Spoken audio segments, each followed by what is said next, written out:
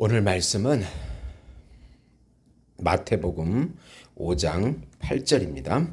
마음이 청결한 자는 복이 있나니 그들이 하나님을 볼 것이미요. 아멘. 네. 마음이 청결한 자라는 제목으로 은혜를 나누고자 합니다.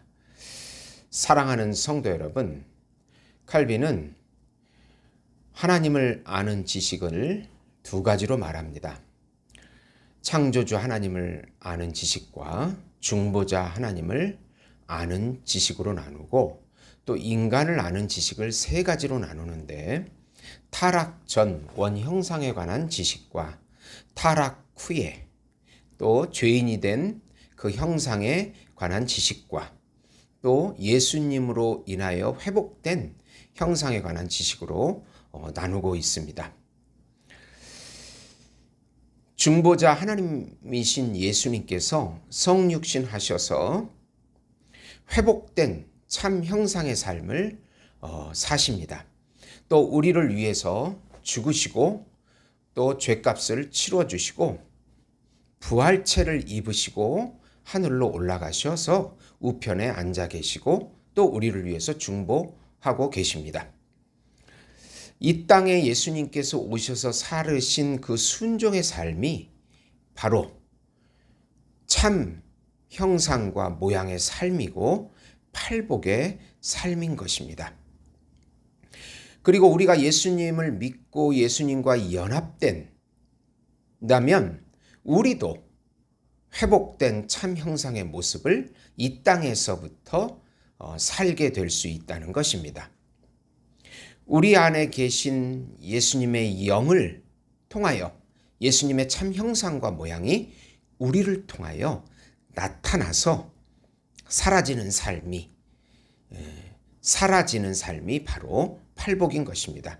그러니까 예수님을 알지 못하는 불신자들은 알지도 못하고 깨닫지도 못하고 누리지도 못하고 이해하지도 못하는 삶입니다. 오직 예수님의 제자들만, 예수님과 연합된 우리 신자들만 사라지고 누려지는 삶이 바로 팔복의 삶인 것입니다. 예수님을 믿고 의지하고 나타날 때 예수님을 보고 누리게 된다. 우선 두 마음을 품지 않아서 마음의 청결을 이루라. 성경에서 인간의 마음은 생명의 근원이라고 합니다. 지성과 감정과 의지의 근원이기도 합니다. 원래 타락 전에 인간의 마음은 하나님을 경외하고 사랑하고 하와에게도 내 뼈 중에 뼈요 살 중에 살이라, 네가 내 안에 있고 내가 네 안에 있는 사랑하는 삶을 살았습니다. 다른 마음이 없이 순전하게 하나님과 한 마음으로 지냈습니다. 그러나 타락한 후에 인간의 마음은 두 마음으로 나누어지게 됩니다. 하나님보다는 자기에 빠진 인간으로 전락해버리고, 타락 후에 하나님을 찾고 싶지만 알지도 못하고 이해하지도 못하는 그런 피조물 속에 갇혀버린 그런 죄인의 형상으로 타락하게 된 것입니다. 그래서 결국 하나님을 전혀 알지도 못하고 경외하지도 못하고 또 사람들끼리 사랑하지도 못하고 자기 지혜적이고 자기 영광적이고 자기 욕심적인 삶을 살아가는 죄인의 삶이 된 것입니다. 그래서 하나님께서는 이스라엘 백성을 택하셔서 청결을 이루게 하시는데, 제사를 통해서 이루어지는 죄를 청산하는 제의적인 청결을 하게 해주십니다. 그리고 또 선지자가 외쳐서 하나님을 사랑하고 이웃을 사랑하게 하는 도덕적으로 청결하라고 또 하나님께서 그렇게 명령하십니다. 구약에서 모형적으로 그렇게 청결이 이루어졌다고 하지만 그것은 하나의 모형이고, 그것의 실체이신 예수님께서 순종의 삶으로 도덕적인 의가 성취가 되고 또 예수님의 십자가의 죽으심으로 제의적인 삶이 청결이 이루어지게 되는 것입니다.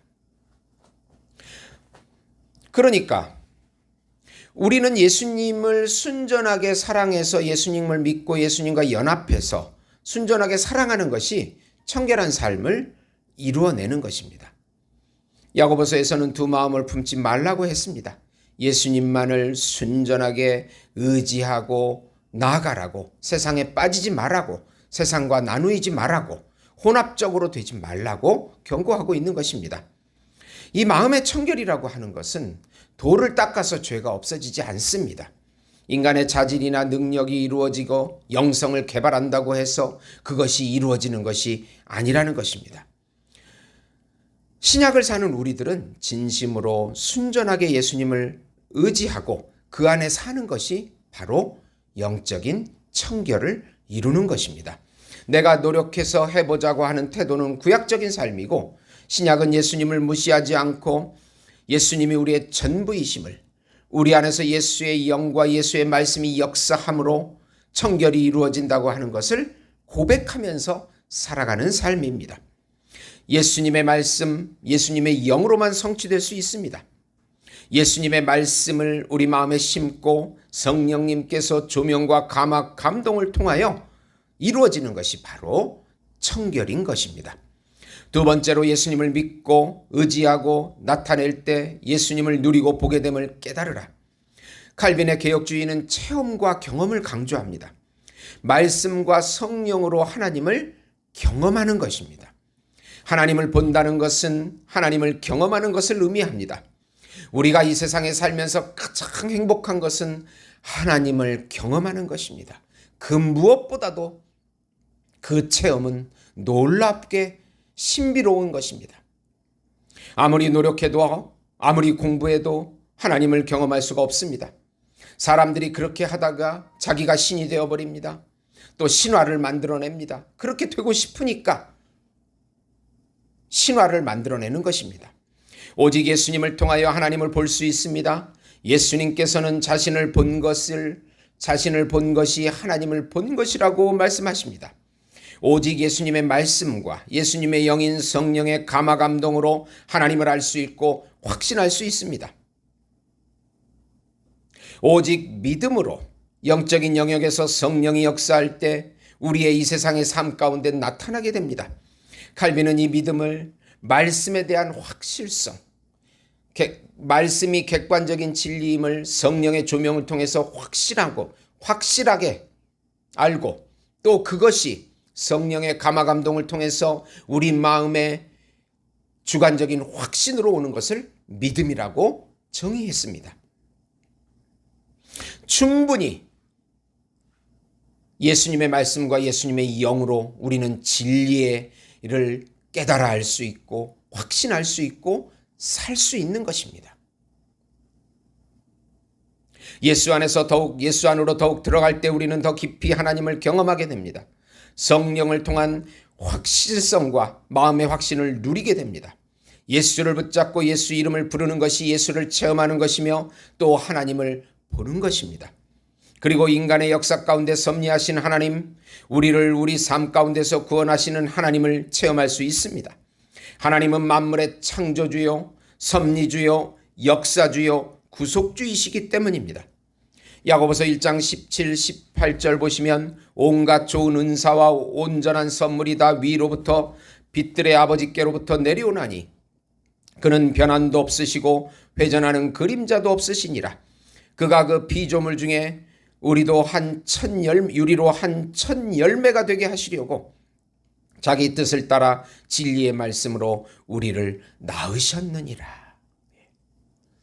하나님께서 계시를 우리에게 주시고 그 계시를 받아서 우리가 수납해서 예수님과 연합되어서 청결한 삶을 살아가게끔 해 주신다는 약속이 바로 복음인 것입니다. 그럴 때야만 우리는 하나님을 경험하고 보게 되는 것입니다. 다른 방법이 없다고 성경은 말씀하고 있습니다. 이 답답한 현실 가운데, 불안한 미래 가운데, 전쟁과 기근과 재앙들이 날마다 들려오는 이 세상 가운데서도 우리가 의지해야 할 분은 바로 예수님을 의지하고 예수님 안에 들어갈 때 우리가 하나님을 경험하는 놀라운 축복을 누리게 되는 것입니다. 믿음으로 이 축복을, 마음의 청결을 이루셔서 예수님을 마음껏 누리시고 보시는 우리 예수목장교회 성도 여러분이 되시기를 예수님의 이름으로 축원드립니다. 하나님 아버지 감사합니다. 예수님의 영과 예수님의 말씀으로 우리 안에 청결을 이루어 주시고 예수님을 경험하게 해주시고 누리게 해주시고 만나게 해주시고 보게 해주시옵소서. 하나님을 보게 해주시옵소서. 하나님, 우리를 방해하는 더러운 영은 예수 이름으로 다 떠나가게 해주시옵소서. 예수님의 이름으로 기도드리옵나이다. 아멘.